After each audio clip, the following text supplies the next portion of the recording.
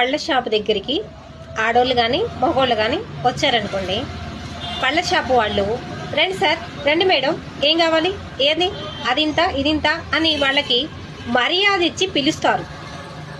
కానీ వచ్చిన వాళ్ళు ఏమనుకుంటారు అంటే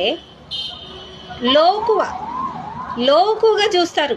మేము కొనబట్టే వాళ్ళు బ్రతుకుతున్నారు, మేము ఎంత అడిగినా ఇస్తారు, ఏదడిగినా మాదే రాజ్యం అన్నట్టుగా వాళ్ళు పళ్ళ షాపోళ్ళకి లోకుగా చూస్తారు. పళ్ళ షాపోళ్ళని వాళ్ళు రండి సార్, రండి మేడం, ఏం కావాలి అని మర్యాద ఇచ్చి పిలుస్తున్నారు కదా, మాట్లాడుతున్నారు కదా.